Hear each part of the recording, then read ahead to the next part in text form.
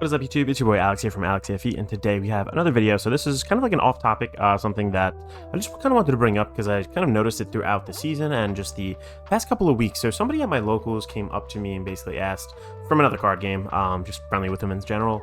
He's like, hey, if I want to get into Vanguard, like what deck would you recommend? And you know, typically you don't want to sit there and be like, hey, go buy this like $200+ meta deck that, you know, has all these staples that, you know, you're going to need to buy. And it's just, you know, it's just not exactly fun. It's not an easy way to get into a game. So I was sitting there and like really the first deck that came to my head was, of course, Bang. And I just wanted to actually make a video kind of explaining this and why this is actually kind of important, why Vanguard needs this, and just in general, like these collabs. So like I said, this is a very easy way to get into the game itself. Let's take a peek at, I'll show you that kind of list a little bit later over there on Fuzzy's site for Paradox Vanguard. You can check that out for all the top lists and archetypes, things of that nature, to see what is actually topping. So in general though, like MyGo is the better of the two, but Morphonica is actually pretty playable as well.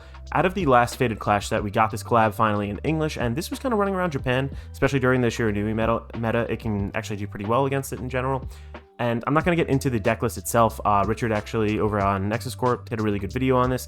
I think that that is a great kind of resource, and I will basically just post that in the description below. If you want an actual deck list for it, go check it out. But honestly, you can kind of get a top tier deck, at the very least like a tier 1.5 kind of deck, for around $30. Now this is kind of unheard of. This isn't even on the Mushy King kind of level, because Mushy King has some staples for Stoichia, obviously the triggers, things of that nature, but this is everything within its own ecosystem. Now that is kind of limited. We've seen some sets like this in the past in Token Rambo. We've seen things like what was it, also the Record Ragnarok with Poseidon. I'm a huge fan of that deck, actually, still to this day.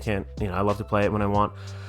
But this over here, this really offers us, like, for once, a very viable and like top tier kind of deck for an extremely affordable price. Now, I get it, like this whole, you know, anime girl, whatever it is for Bang Dream. I don't even really understand what Bang Dream is. I'm not particularly into any of this stuff, but the opportunity comes my way to build a deck for $30 that I can bring to locals, I can bring to regionals. And I just went this past weekend to Rosemont, and I think it was round 5. I was X1, our team, and I ran into, a MyGo player. So like they were at the top tables. There were 7 rounds total, and like, you know, it wasn't like it's a joke of a deck or anything. So I would definitely consider this. Like if you are trying to get into the game, if you are trying to get a friend into the game and they can kind of get past maybe some of the artwork and whatnot, like this is cool. The cards are shiny. It's an easily accessible deck. I think that's extremely important for the growth of the game, just the development of the game, you know, getting people back into it, or maybe just exploring other avenues through different decks. And I think that between this and the Mushy King kind of set, we see that these collabs are actually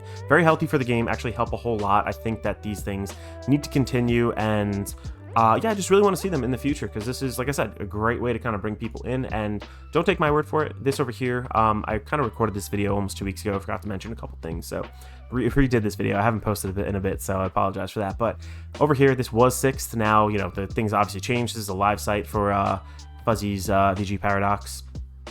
I will link this also below, but MyGo is now number 8. It was number 6 like 2 weeks ago. But just to show you, like, this is a top tier deck. Like, these are, you know, all the results for Japan. I don't think we can really go on the global side for this, because it hasn't been out quite as long. For the global side, it's going to be like way less. I mean, it's 43. It's not like really crazy or anything. It has 5 tops, but you know, this is like, I guess, all time over here. So Chrono Jet's still number 1 over there, but just to show you, like, this is a legit deck. This is a very good deck. This is something that we need to see in Vanguard, just like this value in general. I think that, like I always say, price is what you pay, value is what you get. This is a very high value kind of product and high value deck. So let me know your thoughts. Do you like this? Do you want to see more collabs kind of at this power level? Do you disagree with this power level?